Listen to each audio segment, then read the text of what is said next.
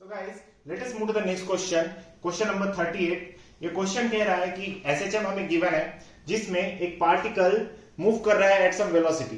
ठीक है, तो हमें ये कहा गया है कि उस पार्टिकल की वेलोसिटी जो है at some distance from the mean position से 2a/3।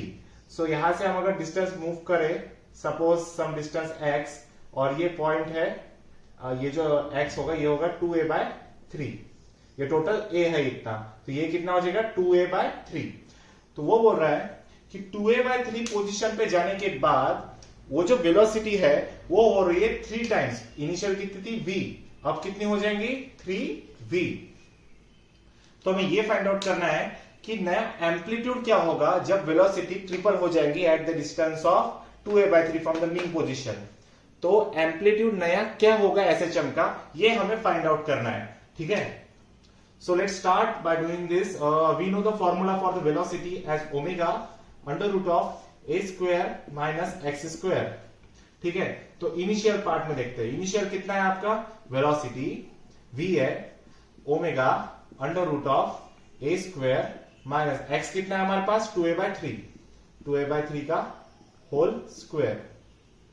ठीक है, अब फाइनल में कितना होता है, फाइनली वो बोल रहा है कि वेलोसिटी अभी 3v हो जाएगी। जब 2a/3 पोजीशन तक हम पहुंचे तब तक के लिए हमने ये केस लिखा। अब हम पहुंचने के बाद का केस लिखेंगे, वहां पे वेलोसिटी आपकी क्या हो चुकी है 3v, ट्रिपल हो चुकी है, एंड आपका एम्पलीट्यूड भी अभी क्या हो जाएगा, चेंज हो जाएगा। तो वो हो जाएगा a' का होल स्क्वायर माइनस, लेकिन x डिस्टेंस तो सेम है ना, x डिस्टेंस में कोई चेंज है क्या, x डिस्टेंस हमने क्या बोला है 2a/3। भले ही एम्पलीट्यूड चेंज हो जाए लेकिन x का जो डिस्टेंस है वो सिंपली क्या है 2a/3। So we will write it as 2a/3 का होल स्क्वायर।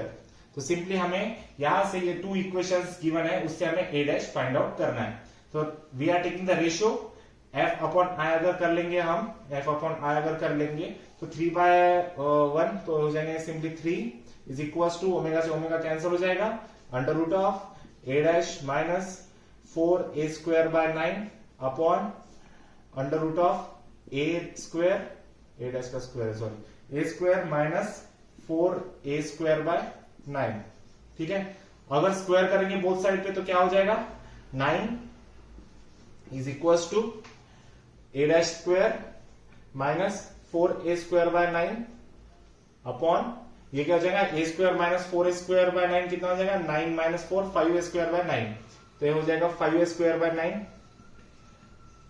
ठीक है, simply calculating now 9 is equal to, ये 9 यहां पे एलसीएम से निकाल देंगे तो क्या हो जाएगा 9a² minus 4a² upon 5a²।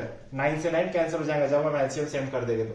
ठीक है, तो यहां पे क्या हो जाएगा आपका 9 इंटू 5 कितना हो जाएगा 45a² plus 4a² is equal to 9 times of a' का स्क्वायर।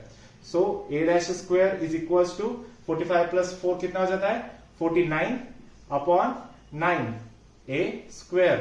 तो हम हमारे पास क्या आ जाएगा a' is equal to square root लेंगे तो 7/3a, ये प्लस माइनस होता है। ठीक है, स्क्वायर रूट ले रहे तो सिंपली हमें नया एम्पलीट्यूड कितना मिल रहा है guys, new amplitude we got it as 7/3 times of a. So according to the question we have given option number B is the correct answer to this question. देखो इस क्वेश्चन में main part है calculation. ठीक है, आपको calculation पे focus करना पड़ेगा और यहाँ फॉर्मूला आपको पता होना चाहिए। एंड मेन ट्रिक यहाँ पर है, जब हम न्यू फाइनल केस की तरफ पहुंचते हैं तो वहां पे हमारा एम्पलीट्यूड चेंज हो जाएगा, लेकिन जो x डिस्टेंस है जो हमने बोला है कि 2a/3 है तो वो 2a'/3 नहीं हो जाएगा, वो सिंपली 2a/3 ही रहेगा। तो वही हमें पुट करना है एंड 2 इक्वेशंस लेके हमें a' की वैल्यू फाइंड आउट करनी है। थोड़ा कैलकुलेटिव है क्वेश्चन, अगर प्रैक्टिस करोगे तो सिंपल है, कोई दिक्कत नहीं है। सिर्फ ये फॉर्मूला पता होना चाहिए। अगर कोई भी रिगार्डिंग डाउट है तो आप मुझे कमेंट में बताइए, I will surely answer to your question. And if you like this video please share with your friends also. Thanks for watching.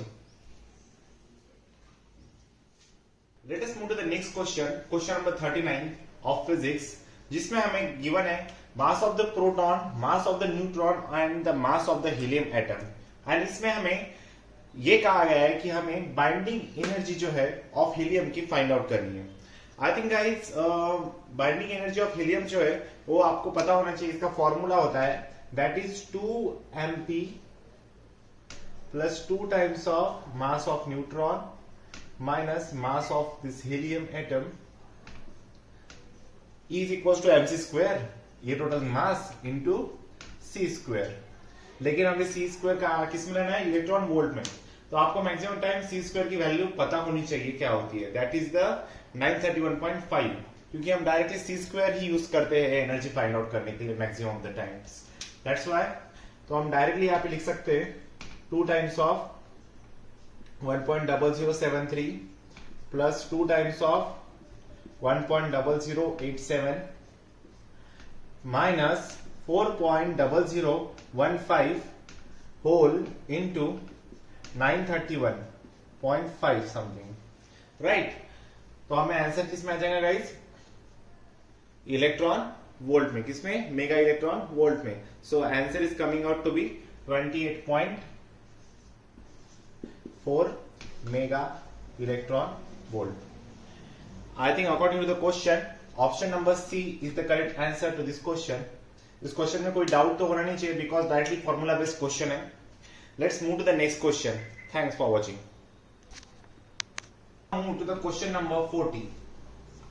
What question number 40 says? ये क्वेश्चन एक्चुअली बेस्ड है LCR circuit पे। What? LCR circuit पे, जिसमें हमें frequency, voltage and inductance जो है वो given है और हमें इसमें करंट की वैल्यू फाइंड आउट करने के लिए कहा गया। वी सिंपली नोस कि इंडक्टेंस के केस में the voltage across the inductor will be simply current into inductance XL, ठीक है। और एक्सएल को ही हम क्या लिख सकते हैं, I is equal to omega L, ठीक है guys. So simply we will write it as we have to find I which is equals to VL upon omega L, and simply omega L को हम फिर से लिख सकते हैं as a 2 pi f। f is the frequency, ठीक है, W is the angular velocity, L is the inductance। so VL की वैल्यू हमारे पास कितनी गिवन है गाइस, 31.4। हम इसमें सारे SI यूनिट्स में कैलकुलेट करेंगे तब जाके हमें आंसर जो है करंट का वो हमें एम्पियर में मिलेगा। 31.4 watt volts upon 2 pi, what is the frequency, hertz में फ्रीक्वेंसी गिवन होगी, and the inductance 10 milli henry given है। तो 10 मिली हेनरी को हम 10 into 10 to the power -3 henry लिख सकते हैं। सो इससे हमें करंट की वैल्यू कितनी मिल जाएंगी, यहाँ पे 10 ampere is the required value of the current for this LCR circuit. According to the question, guys, option number C is the correct answer to this question. I hope इस question में कोई doubt नहीं होगा. If you have any doubt, you can comment me. And if you like this video, please share with your friends. Thanks for watching. So guys, let us move to the next question. ये question actually based है upon the soap bubbles. दो soap bubbles हमें given है, one with the radius of A and other with radius of B, where B is greater than A. तो हमें कहा गया है कि ये दो सोप बबल्स एक टाइम पे कोएलेंस होने वाले, मिलने वाले हैं और मिलके एक बड़ा बबल फॉर्म करेंगे। लाइक ये अगर दो बबल्स ऐसे मिल रहे हैं, ठीक है, इस तरीके से इनका कुछ ऐसा इंटरफेस होगा, इस तरीके से ये मिल रहे हैं, ठीक है। तो ओवरऑल जो इसका रेडियस होगा जब ये मिल जाएंगे, ठीक है, ये हमने इमीडिएट पोजीशन बनाई है, इंटरमीडिएट। फाइनली क्या हो जाएगा, इनका एक बड़ा बबल मिल जाएगा of radius R. Got the point, ठीक है। सो जब ये मिल रहे हैं, इसका प्रेशर है P1, इसका प्रेशर है P2, इसका प्रेशर है P2। So guys, if the soap bubble of radius r is given, then we know from the formula the pressure is equals to P naught plus 4T upon R. This is the general formula. ये general formula हम use करते हैं जब to soap bubbles कोएलेंस करते हैं, 2 हो या 3 हो, ठीक है। तो इस केस में भी हम इसी तरीके से यूज करेंगे, जिसमें कि हमें रेडियस a गिवन है। तो हम दिस फर्स्ट के लिए, फर्स्ट सोप बबल के लिए हम लिखते हैं P1, is equal to P naught plus 4t upon A. Similarly second bubble के लिए हम लिखते हैं P2 is equals to P naught plus 4t upon B. P naught is the what? P naught is the atmospheric pressure and T is the surface tension. T is the surface tension. So difference in the pressure कितना हो जाएगा students? P1 minus P2 will be simply, what is P1 minus P2? 4t upon A minus 4t upon B. Simple. Okay. And according to the question, as we know, what will be the final pressure, guys? If we say the difference in the pressure when we coalesce this, we will get simply the P1 minus P2 from this relation as P1 minus P2 is equals to 4t upon R. क्योंकि ये दो जो soap है, soap bubbles है, ये mix हो रहे, कोएलेंस हो रहे, ठीक है। तो इन दोनों का प्रेशर मिला के जो है वो 40 अपॉन आर होगा। This is from the concepts.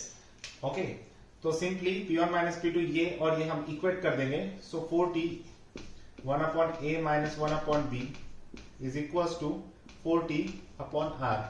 Simply 40 से 40 कैंसिल हो जाएगा।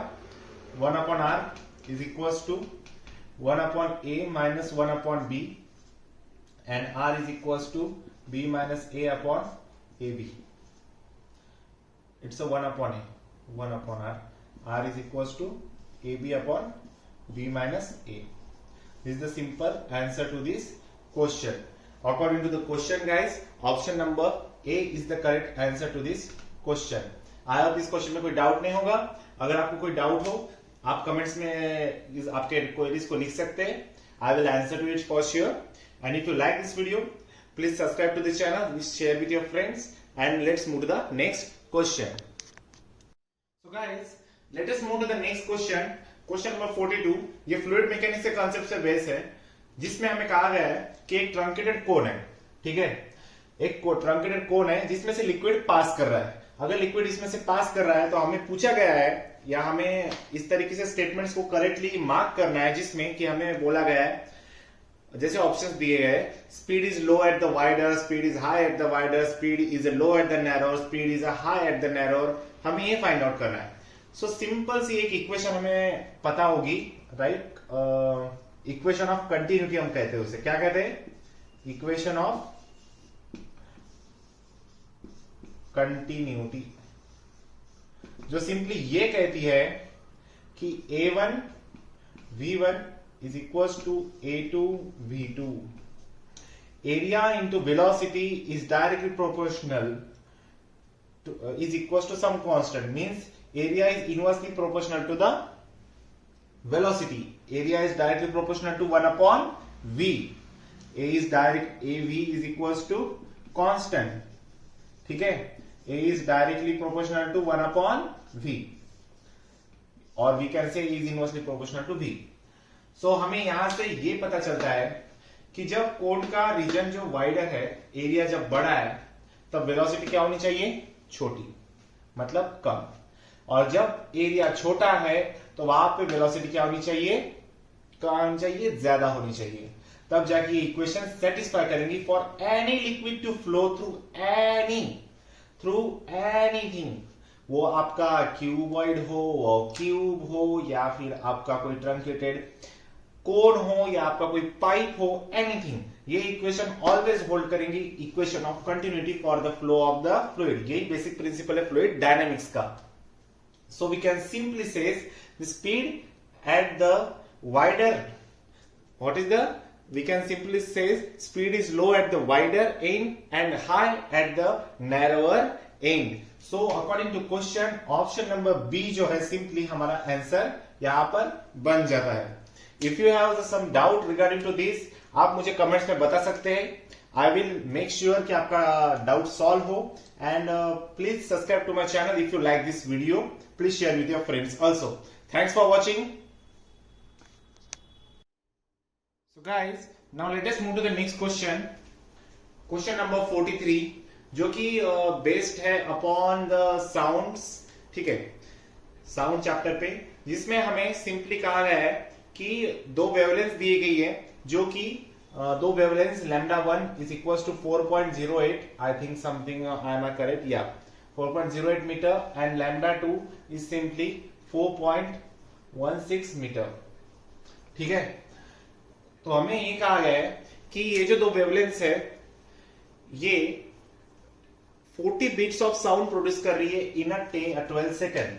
40 बीट्स इन 12 सेकेंड। तो ये पूछा गया है कि वेलोसिटी ऑफ साउंड जो है वो गैस में कितना होगा, what will be the velocity. I think आप सबको ये रिलेशन पता होना चाहिए कि beats, number of beats upon time is equals to v into velocity into 1 upon λ1 minus 1 upon λ2। ठीक है, तो हमारे पास बीट्स कितनी है 40 upon time 12, we have to find velocity 1 upon 4.08 metre minus 1 upon 4.16 metre. ठीक है, सिंपली यहां से हम वेलोसिटी कैलकुलेट कर लेंगे। और guys according to the question हमारा जो है गाइज इसमें option number D is the correct answer to this question, जो कि है 707.2 metre per second. What is 7.07? 707.2 metre per second. Option number D is the correct answer to this question. Simply ये question इस फॉर्मूले पर based है और nothing other than that. आपको अगर फॉर्मूला रिमेंबर है, you can crack this question within the 50 seconds. Okay, let's move to the next question.